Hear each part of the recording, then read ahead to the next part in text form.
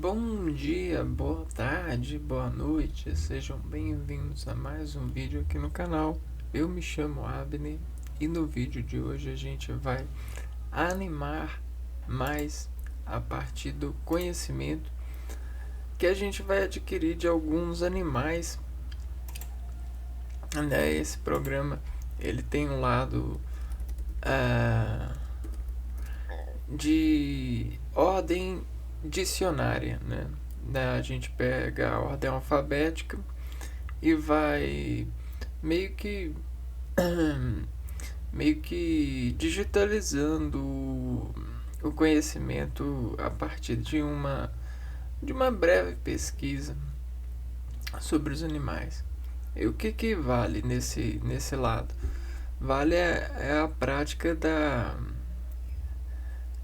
praticar esse lado nosso de empreendimento apreciativo, né? A gente pratica aqui a apreciação, por mais que não seja de uma forma real, né? Seja eletrônica, a gente cria um certo sentido cognitivo para essa essência que nasceu e é viva, os animais. E pensar nos animais, eles são engrenagens vivas que despertam a gente a partir das formas que a gente aprende com eles, deles se registrarem, né? De sentenciarem os seus investimentos, né? Os animais, eles, por natureza, eles têm uma forma que desinforma eles seus níveis de conciliação. E a vida deles, eles passam se conciliando, né? Não é diferente de nós, porque nós também somos animais. Mas nesse lado apreciativo da fala, dessa conquista de olhar, essa apreciação, ela desmonta sobre essa forma a consciência de umas subversiva natureza, né? O lado que compete a eles, o lado da sobrevivência, né? E isso vai criando uma certa essência a partir dos consumos que eles empreendem para poder sobreviver. Não só os consumos, mas as reproduções desses consumos. E aí, o que acontece? Toda essa reprodução faz inscrição na natureza sobre essa renovação, né? O que acontece? Acontece que existe um encontro, e esse encontro encontra formas de saciar. Então, a comunicação que eles arrumam para se saciarem, para se reproduzirem, é algo encantável que só pertence a poucos. E mesmo assim, em poucas porcentagens. É porcentagem da porcentagem da porcentagem. E a gente ainda tem praticado aumentar esse nível de porcentagem a partir da pesquisa, do lado científico. Porque não há como uma natureza criar algo tão incrível, tão organizado nas suas particularidades, sem o diálogo. E aí a gente tem diálogos de vários tipos. A gente tem os diálogos até mesmo dos tipos silenciosos, né? E aí esses diálogos, eles conseguem, a partir das espécies, entendimento. Porque uma espécie, depois de vários ciclos de sobrevivência e de riscos, consegue interpretar a si mesma e as semelhantes. Consegue rodar a empatia por natureza sensitiva. E isso é muito importante para validar a educação, o respeito, a noção, a matemática dos planos de regras que nos contém por sermos seres semelhantes, né? Então a gente sempre vai desescalando essa semelhança por porcentagens, né? Eu sou semelhante a um ser que me assiste tantos por cento. Agora, a um animal, aí já diminui a porcentagem. Mas mesmo assim, tudo que é vida tem uma natureza de semelhança, né? Uma porcentagem em algum domínio de apreciação. E é isso que a gente vem praticando, não só o conhecimento dos animais em si, nessa ordem alfabética, mas aumentar esse nível de apreciação sobre essa ordenada. Porque o motivo está em tudo, desde as sementes, em contorno com o solo, desenvolvendo raízes, desde os animais em contorno com a natureza, desenvolvendo a caça, e desde os homens em contorno com a sociedade, desenvolvendo os interesses e os trabalhos, as contrações, né? Bom, e aí nessa realização, então, o que a gente pode interpretar? Que os animais, por rendimento de diálogo, eles têm sensibilidades dialogáveis que entre as mesmas espécies funcionam muito bem. Porém, em espécies distintas, a gente tem a diminuição do nível de porcentagem de escuta. Então, o empréstimo de atenção geralmente é maior. A gente arrecada um empréstimo maior de atenção para as espécies que são diferentes. E a diferença, ela pode ser conjugada por vários desfatores de julgamento concessivo. Vejam só, a gente pode praticar esses preceitos e olhar, né, por os riscos, né?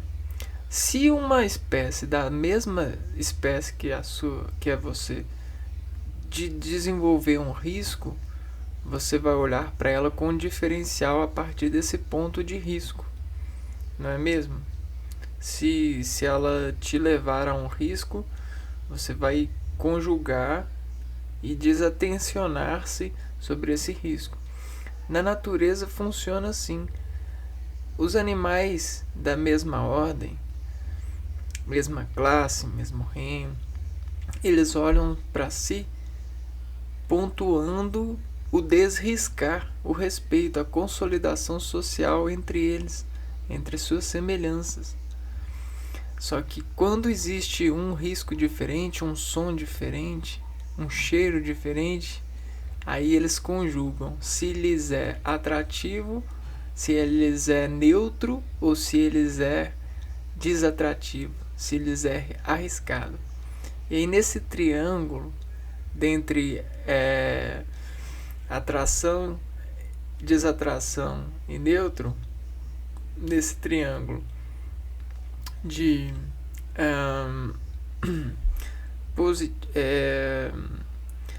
positivo, neutro e negativo, eles têm uma atomicidade de reação a se tomar.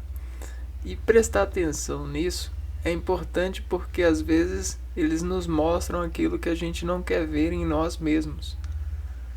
Recursos que a gente desampara e faz que a gente não consegue ver, porque a gente está soterrado naquilo que a gente diz pertencer ser, né? Ou a gente fabricou máscaras de contenção, né?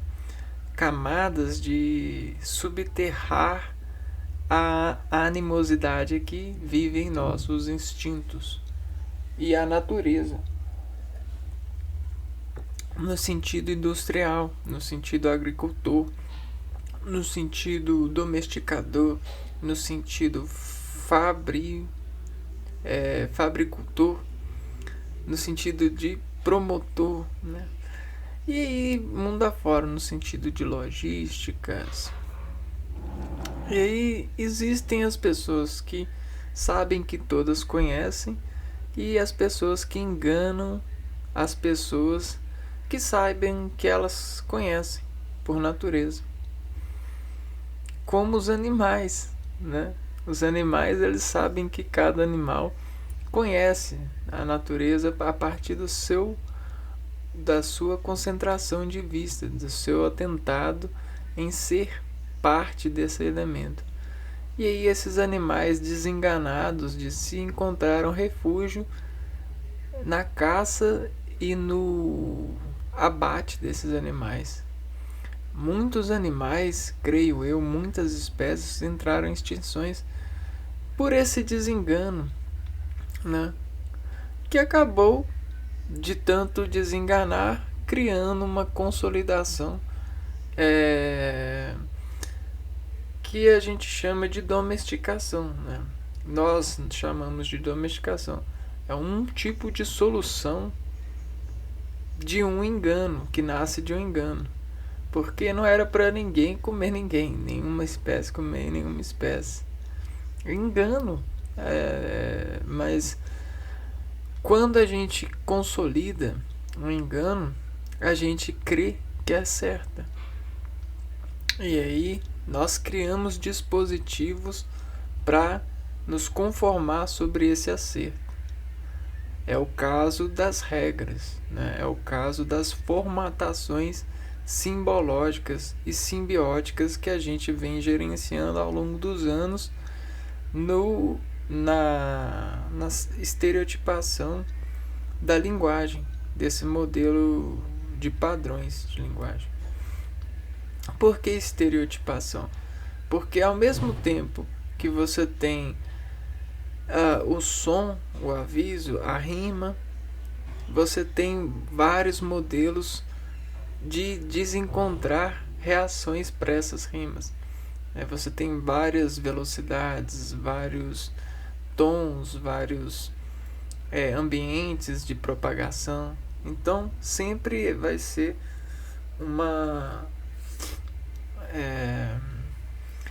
sempre vai existir esse lado nocivo, né? De desconfiar ou de contratar outros tipos de caráter para fazer esse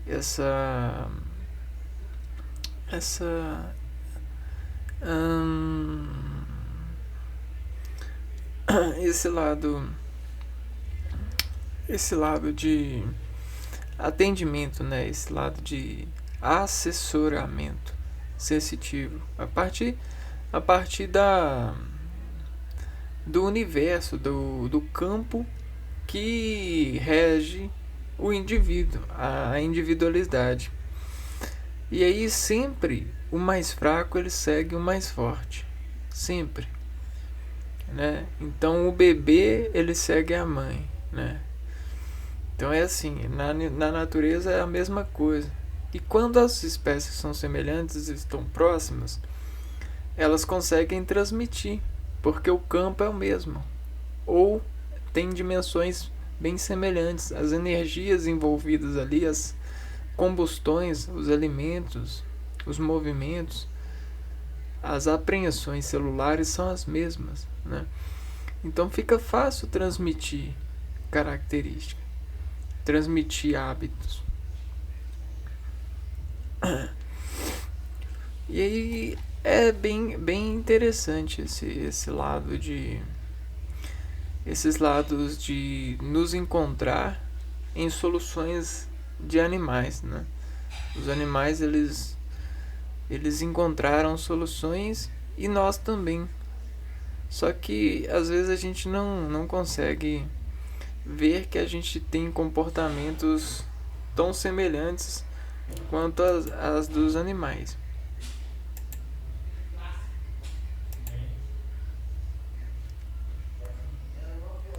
Então vamos lá, ó. Anima mais. Nós estamos na letra B.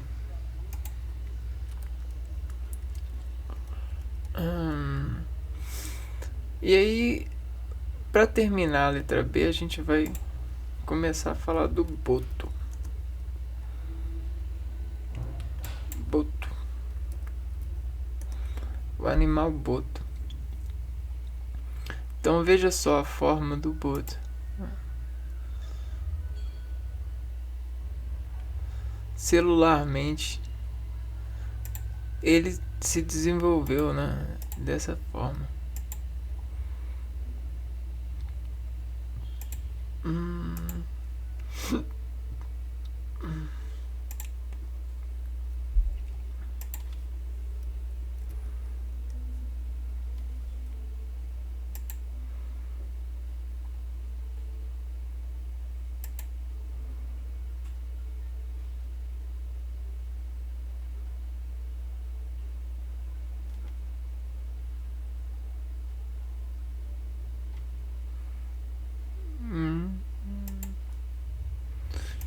É uma gracinha, né? Vamos lá. Vamos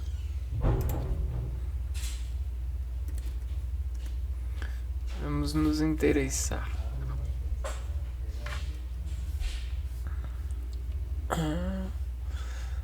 Boto. O boto é uma palavra portuguesa para designar, de forma geral, golfinhos. Em Portugal, no século XX, a palavra tem caído em desuso, estando cada vez mais circunscrita às comunidades piscatórias do norte, onde o nome é ainda usado para designar a toninha comum. É um cetáceo da família Phocoenidae. No Brasil, o termo boto é usado como sinônimo de golfinhos. A gente viu isso aqui para se referir às espécies específicas, sobretudo as de água doce, como o boto cor-de-rosa, nativo da Amazônia. Mas também o boto cinza.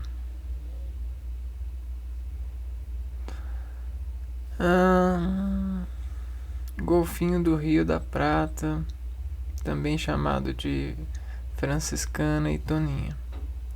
Apesar desse animal não pertencer à família Phocoenidae e de modo geral outros mamíferos da ordem cetácea nativos da Amazônia, as únicas exceções é o uso do termo para se referir ao boto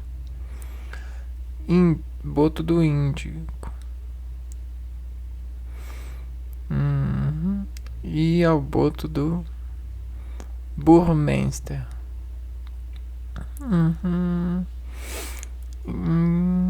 Então, beleza. A palavra boto se refere a golfinhos.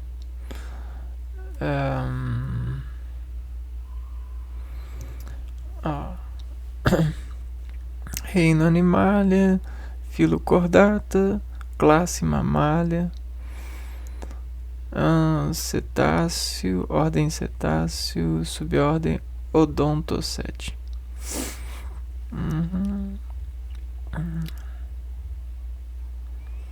Aí aqui a gente tem os botos extintos. Diz a lenda amazônica que o boto pode se transformar e ir às festas da região na forma de um homem bonito e forte, vestido de branco, bronzeado e muito perfumado, que convida as moças para dançar e depois as seduz. Mas o boto nunca tira o chapéu para esconder seu segredo. Então o chapéu esconde o segredo do boto. Um buraco na cabeça pode por onde ele respira. Entendi. Ele também toma muito cuidado para ir embora das festas antes de amanhecer.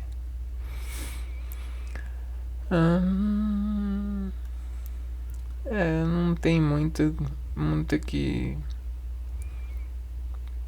Não tem muitos estudos aqui falando sobre o boto. Mas legal, né? Legal ver esse animal.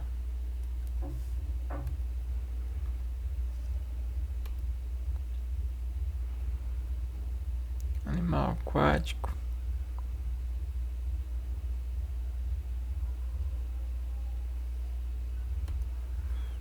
Hum.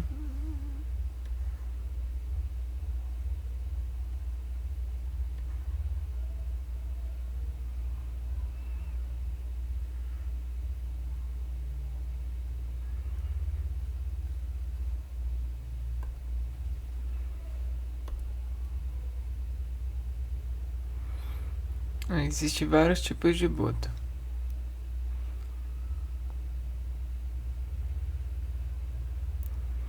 Viu como que elas conseguem se comunicar com outras espécies? Só que com espécies semelhantes eles conseguem se comunicar mais fácil.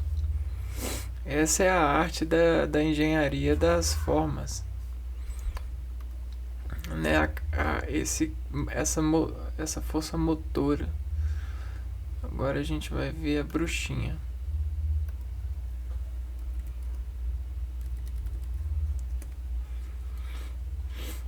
Não, não é essa bruxinha.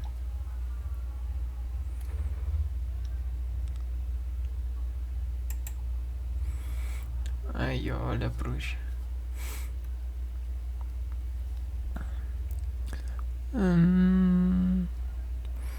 Que doido, né? Esses aspectos morfológicos. Eu acho incrível. Vamos ver aqui um pouquinho dela. Ascalafa odorata. Ascalafa odorata.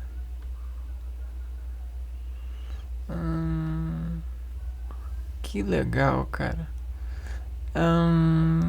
Isso aqui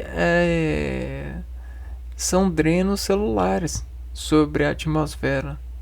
Não sei se vocês entendem, mas toda a pele ela drena,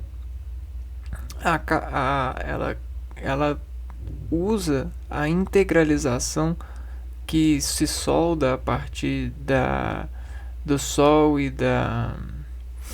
Você tem esse processo aqui, ó.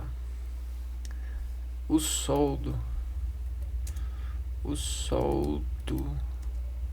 da atmosfera sobre a célula. E aí esse soldo, o que ele faz? Ele pega a célula e transforma em. Ele pega várias células e transforma em uma sintonia profunda. O que é isso, né? Pega a célula e transforma em uma sintonia profunda.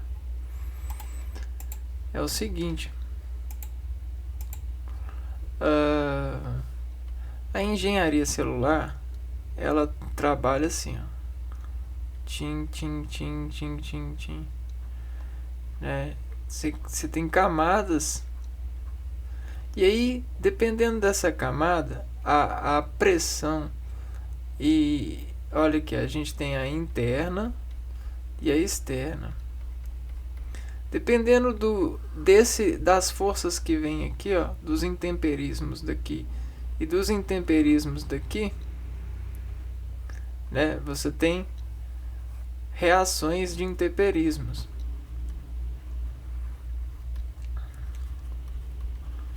E essas intemperismos? E essas reações de intemperismos dependem muito do calibre do sol, calibre da temperatura. Por que calibre? É a proporção de nutrientes, de células. Então, as células elas se desenvolvem a partir da proporção de nutrientes que tem E aí, da temperatura, você tem você tem a célula também, a especialização da célula,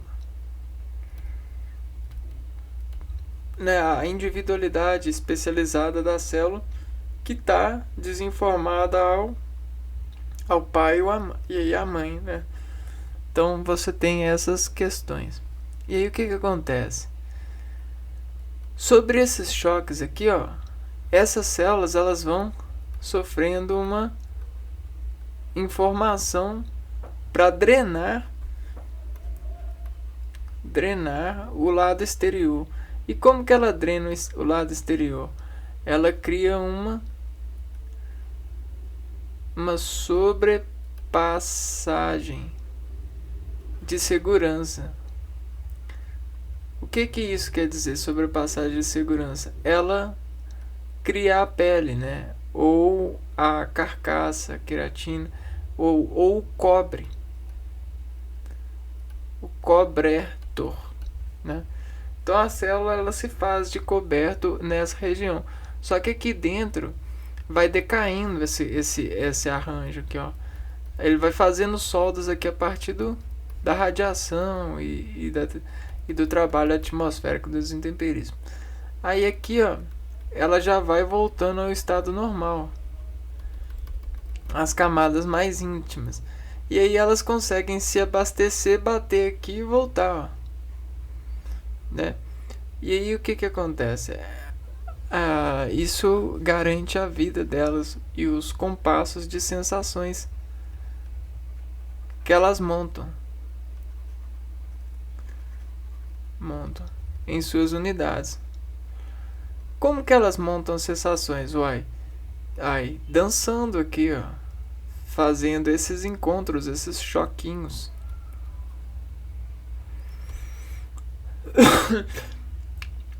E aí aqui tá cheio de nutrientes nesse ambiente. Aí quando elas gastam muito, elas fazem um metabolismo aqui, ó. Elas mandam nutriente para dentro quando elas precisam. E isso é interessante porque cada animal faz esse trabalho diferente por conta, e aí a gente consegue responder por conta de quê? Por conta do passado e do presente, né? Do passado e do presente, que vai sendo assegurado. Vamos dar o exemplo aqui, ó. No passado, essa espécie nasceu entre o cruzamento de mesmos tipos de células que conseguiram chegar a esse ponto. Então, você tem esse manejamento. Agora, ele nasceu, e aí ele repete as mesmas coisas que as espécies. Porém, se acontecer alguma coisa no meio ambiente que dificultar essa espécie repetir o que o que ela aprendeu, ela vai acabar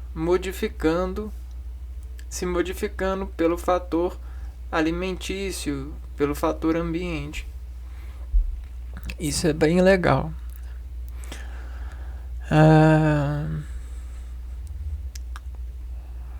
Conheci mariposa pertencente ao gênero Scalafa da família Arctidae, popularmente conhecida no Brasil como bruxa em virtude das cores sombrias de suas asas. No folclore de vários países da América Latina está associado à morte ou à desgraça. Mesmo seu nome científico traz uma remissão funesta, lembrando o demônio horticultor de Hades, deus dos infernos na mitologia grega. Ascalfo, nos Estados Unidos, é denominada Black White, bruxa negra. E em Nautili tem denominações como Micpapalot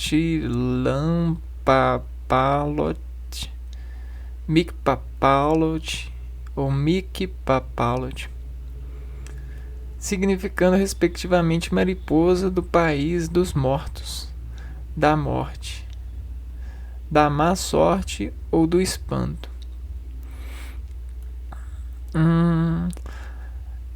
Talvez seja pela sensação que ela nos causa em primeiro grau.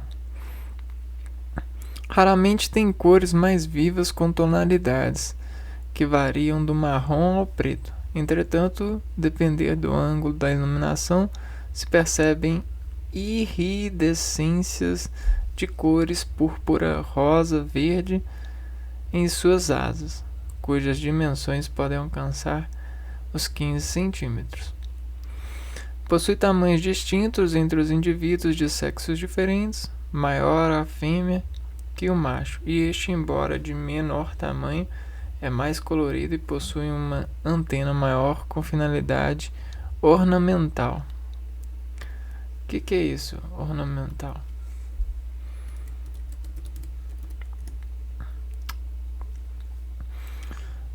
Que serve para ornamentar, cuja característica principal é tomar algo mais atraente, decorativo ou trazê-lo ganhar aspectos incomuns. Geralmente a antena é sensitiva, né?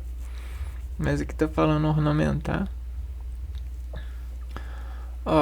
Na literatura, pulpas da mariposa negra eram colocadas nas bocas das vítimas do assassino serial chamado Buffalo Bill, no romance O Silêncio dos Inocentes, que foi substituído no filme homônimo. Em seu Memórias Póstumas de Brás Cubas, o escritor brasileiro Machado de Assis diz que a borboleta negra do crepúsculo é a encarnação da bruxa. Que legal, né? Utilizada para o terror mesmo. Então deve ser... Vamos ver, porque é assim, ó. Geralmente a gente se compromete com a primeira sensação, né? A entrada.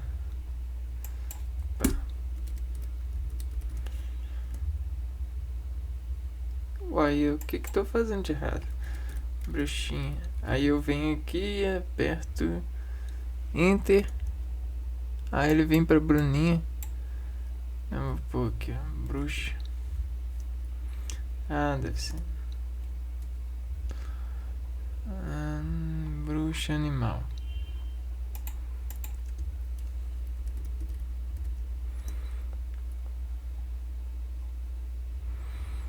Não, eu vou pôr aqui inseto bruxa.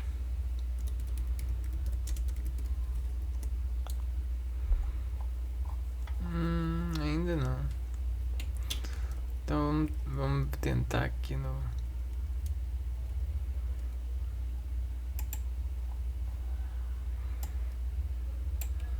Esse aqui, ó.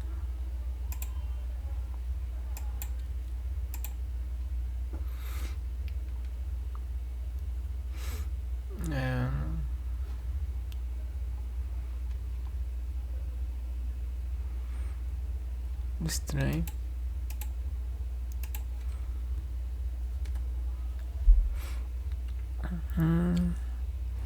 Então vamos ver por aqui. Até que ela é grande, né?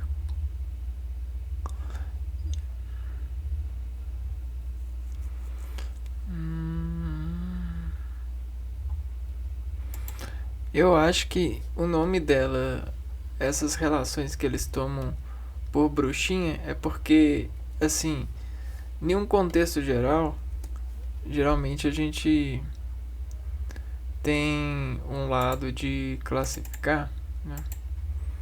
A gente, vou pôr aqui, ó, o compromisso com o primeiro grau. Então, geralmente a gente guarda a primeira sensação, que essa é a sensação mais indicativa. E aí depois dessa sensação, o que acontece? Essa sensação vai caindo. Depois que ela entra, ela vai caindo porque a gente vai assimilando e vai desarriscando ela no nosso interior. Então, talvez por isso, né? E aí você vê que a bruxinha, ela consegue muito facilmente, essa bruxa, ela consegue muito facilmente ficar em uma árvore ou na natureza e passar despercebida. Muito facilmente. Nossa, olha só, até mesmo no chão, né? E aí esse aspecto que ela tem lhe confere um poder mágico. Poder mágico. Não só esse, mas também ela consegue voar, causar susto. Então talvez essa caixa de aspectos diz vetorização pra gente chamar ela assim, né? Escada, né? Eu acho que é isso. Muito interessante, não é? Olha só. E se a gente cortar aqui, ó, no meio, a gente tem a simetria também, que é bem incrível. Isso tudo é padrão de célula, de sol e de ambiente, né? Atmosfera. Uma vez que os olhos delas associam a rima da visualização. Então, olha só, você tem os olhos trabalhando o feixe, né?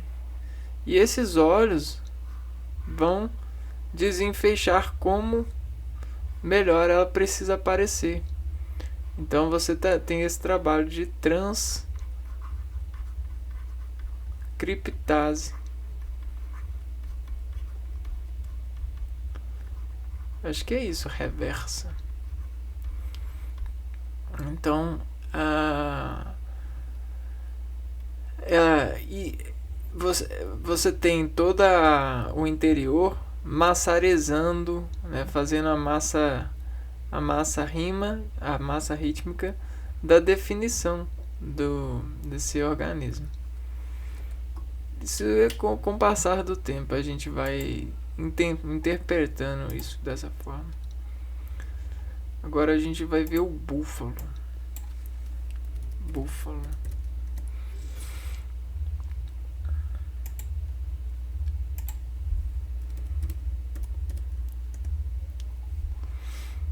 Então, um búfalo é um quadrúpede chifrudo.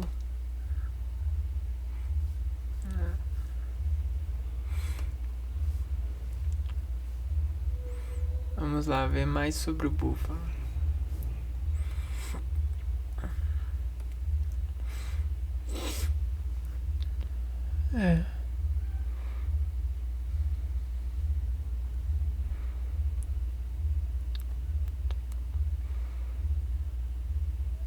Interessante.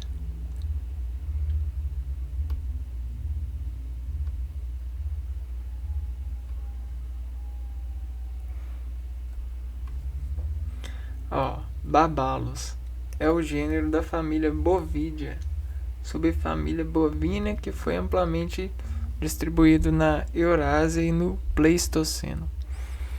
O gênero Babalos inclui 4 espécies: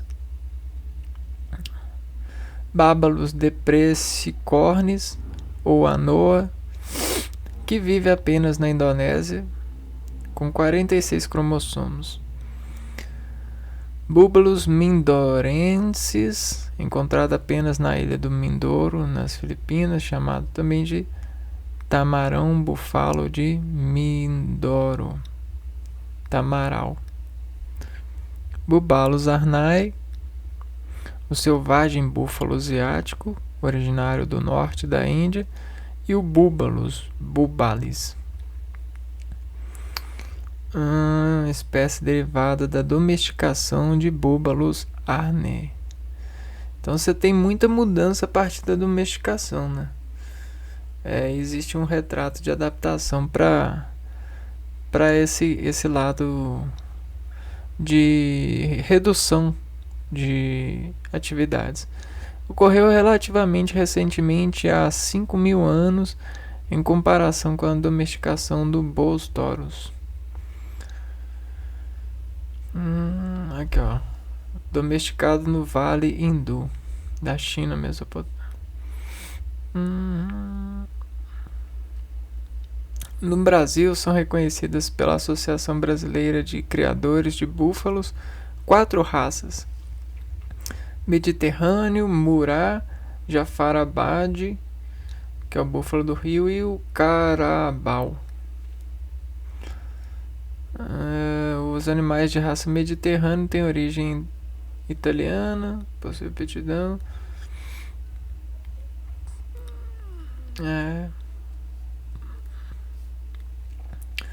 Os bubalinos têm temperamento dócil que facilita sua criação e o manejo, e se adaptam bem a condições ambientais úmidas. Como sua pele é preta, com poucos pelos também pretos, sofrem muito quando estão sob a luz do sol, e o que agrava ainda mais é a dificuldade que os bubalinos têm de dissipar o calor extracorpóreo, em função do reduzido número de glândulas sudoríparas.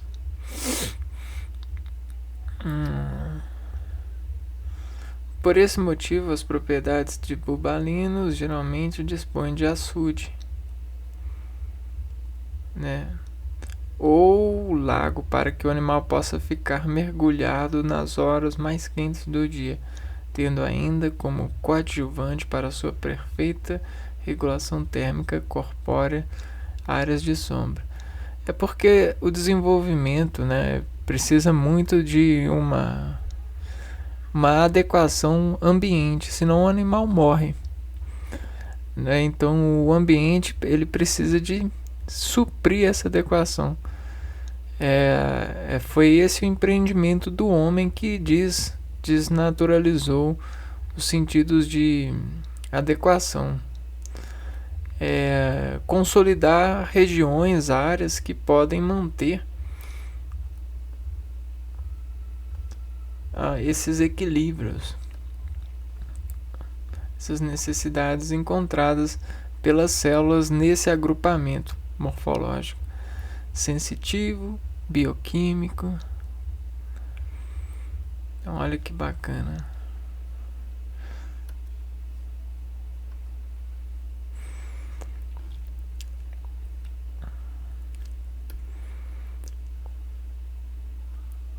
Imagina você conseguir fazer amizade com um cara desse,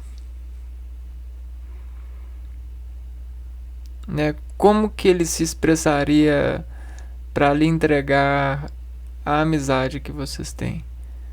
Já pararam para pensar? Dentro dos limites que vocês dois teriam? Né? Eu vejo as incorporações dos agentes que conseguem estar nessas partições e drenar trocas de energia com esses tipos de espécies, né? Que eu vejo muita felicidade, cara, muita mesmo. É uma coisa que supre a alma de um jeito que atualmente as condições tecnológicas, as condições lojas de serviços de humor, de serviços de alegria não tem condição de arcar com isso, né? É muito triste, porque era um lado bastante bom para a natureza, mas a gente foi muito burro no outro sentido, para negar isso, né? Então agora a gente vai ver o burro.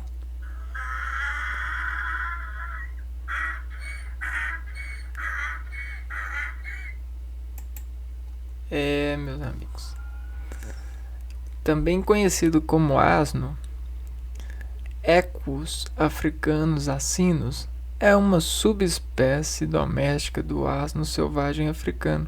É um mamífero perissodactilo da família Equidae, cujo nome popular é jumento, jegue, jerico, burro ou asno doméstico.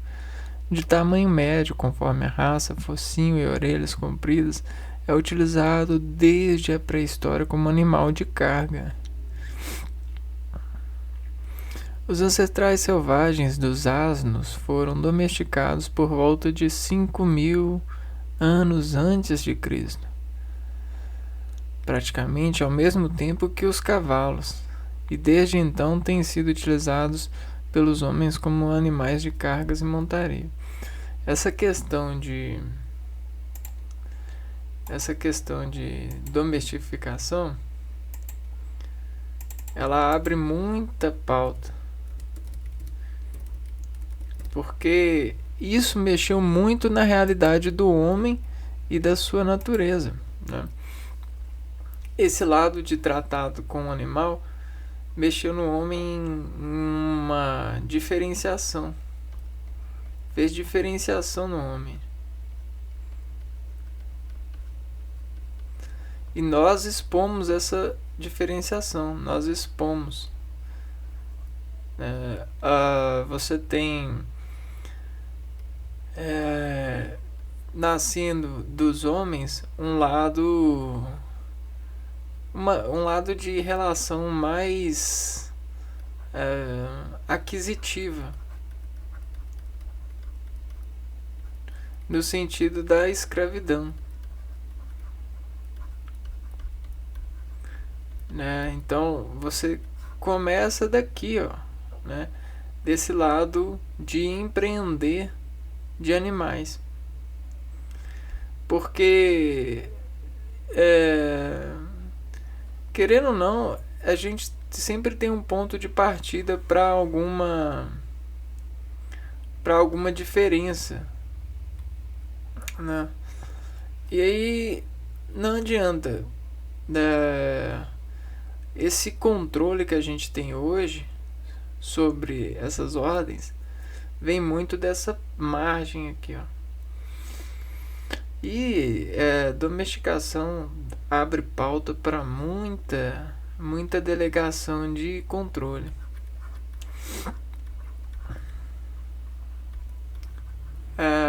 E motivos, né?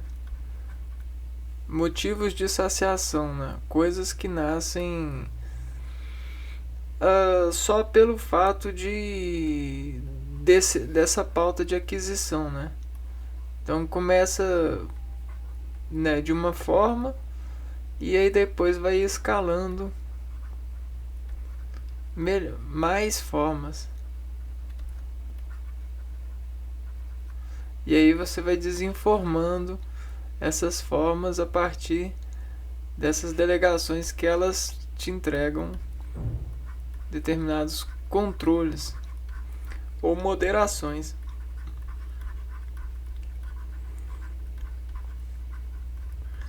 Né? Então, moderações por valores.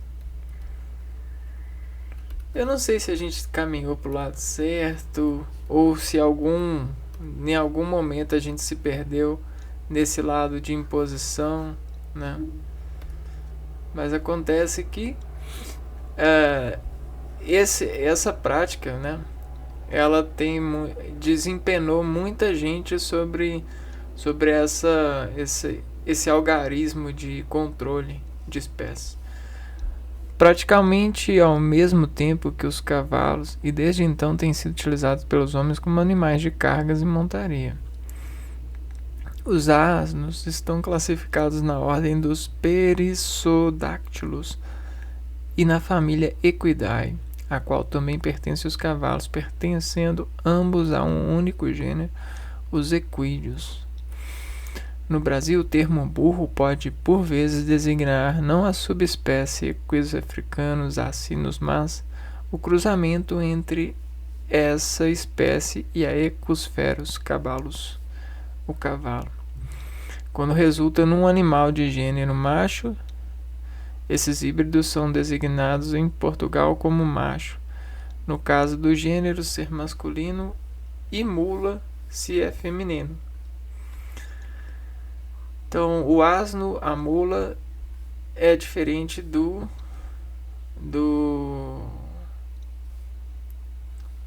macho, né? Existem dois nomes. Sua origem está ligada à Abissínia, uma região do chifre da África, onde conhecido como onagro.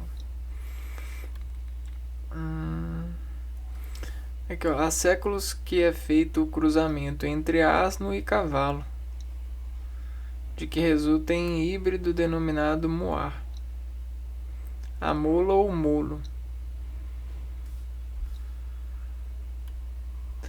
Etimologia: a palavra asno é derivada do termo que designa esse animal em latim, asino, e que também é usada em seu nome científico para designar a subespécie doméstica. Os termos também latinos que designam seu gênero e espécie, equus africanos, significam literalmente cavalo africano. As palavras burro e burrico, por sua vez, são derivações regressivas do latim. A origem do termo jegue é controversa, mas segundo algumas fontes tem origem no termo inglês jackass. Jackass foi formado de duas palavras, jake, aqui servindo apenas para indicar o sexo masculino do animal. JK é apelido ou diminutivo de John e serve para designar um homem qualquer. As é burro. Ofensa: em Portugal, Angola e Moçambique, tal como no Brasil, chama burro alguém é uma ofensa. Um indivíduo burro é um indivíduo pouco inteligente, estúpido, teimoso, ignorante, com pouco entendimento, sem conhecimento geral nem criatividade. No Brasil é famosa a expressão ideia de Jericó, sendo Jericó um regionalismo para burro, também usado em Portugal.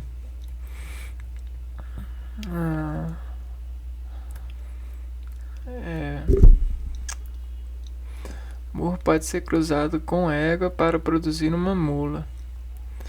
Um cavalo macho pode ser cruzado com uma jumenta para produzir um bordoto.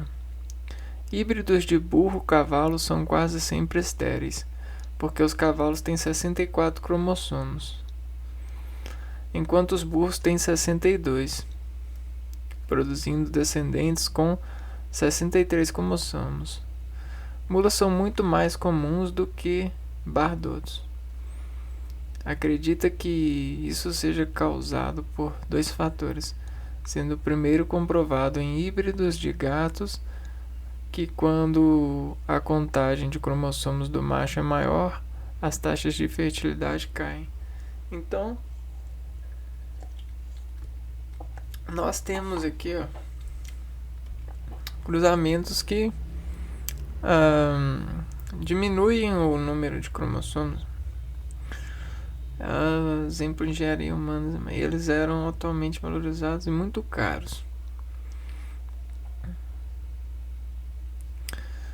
Cunga foi o primeiro animal híbrido identificado. Cunga foi criado a partir de jumentos e jumentos selvagens, sírios. Que é isso, Cunga? Burro.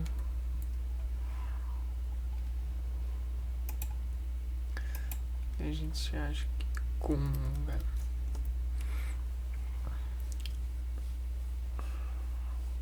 era uma equídeo híbrido que era usado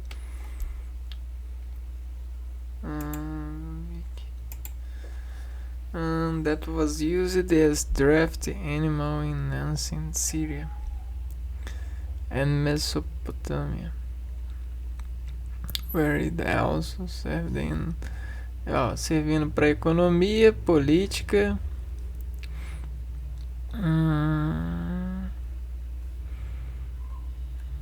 Vamos ver aqui a imagem.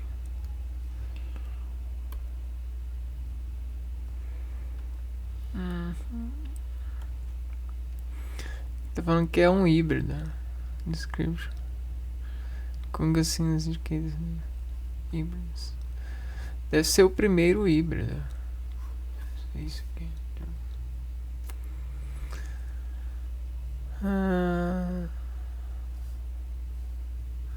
Congo era um equídeo híbrido que era usado como animal de tração na antiga Síria, na Mesopotâmia. Também servia como símbolo de status econômico e político. Vamos ver aqui.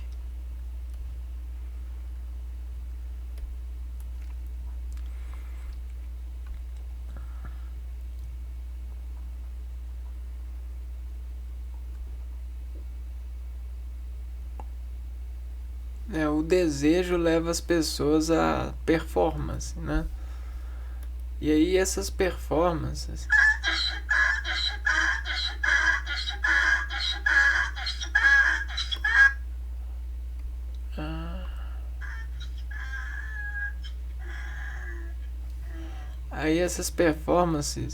geralmente sempre buscam sanar desejos, né? Performances do homem são para sanar desejos. Sempre um homem vai obedecer um desejo de alguém, né? Até o dele mesmo. Só que o homem, ele geralmente é refém de um desejo ou de alguém que ele acredita que é o seu desejo, né? Até por isso a gente tem a Maria, desejo de Deus. Aí olha só para você ver. Quando o homem começa a domesticar os animais, existem muitos trabalhos realizados e muitas dúvidas nascem desses trabalhos.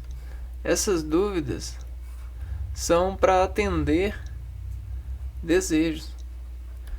E às vezes desejos são para filhos e filhas brincarem. Você entendeu? E essa brincadeira, ela pode se ampliar e ser levada a uma série de bons costumes ou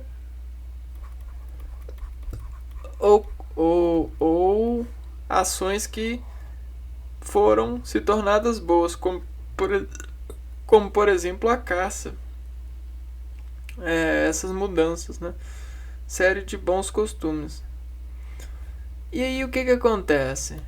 Existe o rendimento de um desejo por associação de desejadores, né? Você tem a associação de desejadores, onde existe o elogio dos pertencentes. Então quem pertence é obrigado a elogiar para estar na associação. E isso é uma domesticação. A domesticação cria um padrão sobre a associação. E aí esse padrão faz a performance buscar mais esse tipo de navegação aqui, ó. Ou seja, solucionar desejos. E aí o que acontece? Os desejos ficam sendo contidos nos homens. Então muitas desses cruzamentos são formulações de desejos dos homens para colocar uma facilitação na domação ou no empreendimento do filho ao encontro com o seu cavalo, né? Ou o cuidado de um animal. Olha que imagem bonita. Então começam a perceber que essa construção de escala, ela vai a partir da primeira sensação. Só que essa primeira sensação, ela pode nascer de alguém que pertence a uma associação, e aí essa associação ela ser obrigada a mudar o padrão para atender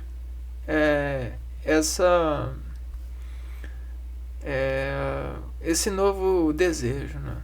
O desejo de empreendimento ou de sanar a dúvida. Será que se a gente cruzar animal com animal não dá alguma coisa, não? Mas e o pessoal era corajoso, né? Esse pessoal que mexe com isso, eles possuem escalas de coragem e de sabedorias que a gente não tem, né? Então isso é muito interessante para a gente prestar contas, de nos entregar a essas associações ou ao respeito do obrigado sobre essas funções desses funcionários de dados, de saber lidar com essas exposições, esses expoentes, essas buscas por soluções dos nossos desejos, ou de desejos que a gente poderia ter tido se a gente andasse por um lado que alguém desejou e já nos apresentou, até nos continuando, né? Já que alguém já desejou isso, eu vou tentar procurar desejar outra coisa para ver se eu acho um novo desejo. Geralmente tem esse lado da preocupação, né? De alinhar essa tomada de eventos e de contenção de nós mesmos sobre uma apreensão de controles. E aí o mundo é muito grande, né?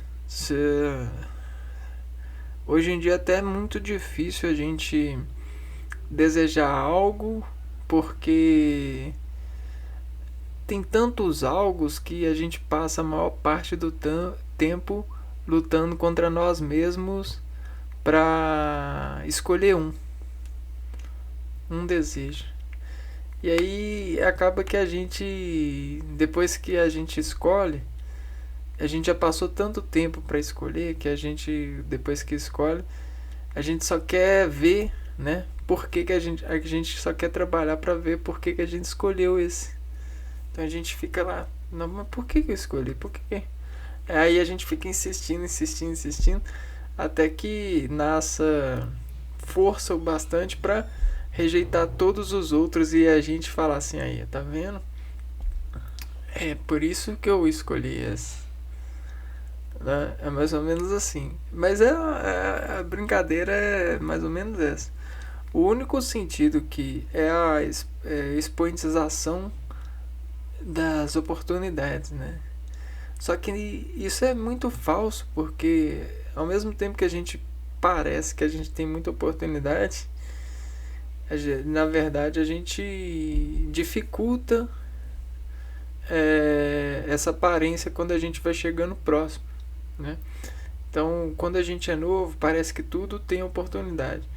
Aí a gente vai envelhecendo, e aí a gente vai batendo na porta, assim, aí a gente vai encontrando as vergonhas e as cobranças para nos aceitarem e aceitar os nossos desejos.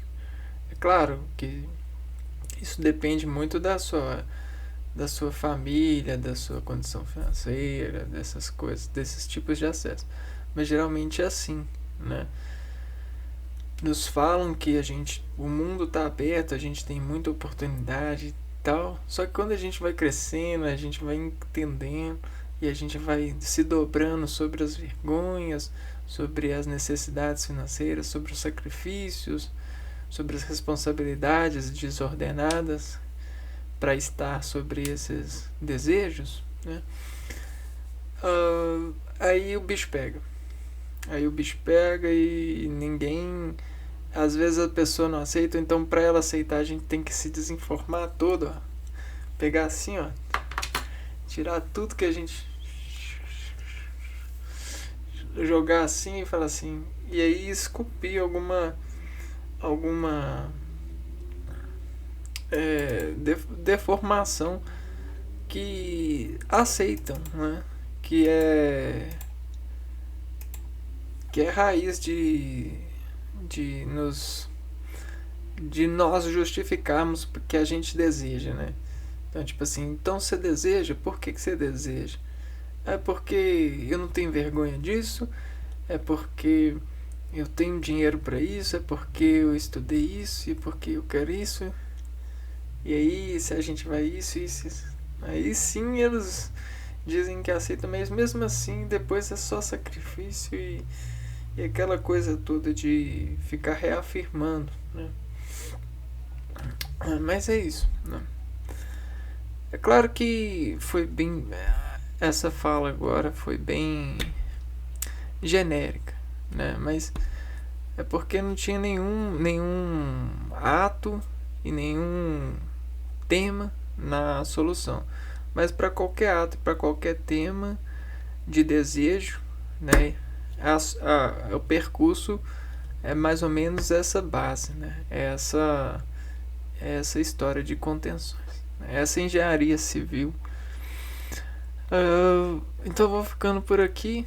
A gente acabou vendo 4 animais, muito bacana, e falando um pouco sobre essas dinâmicas de atenções da natureza e dos animais e de nós mesmos. E a gente se vê no próximo vídeo aqui da série. Um abraço para vocês e até a próxima. Fui.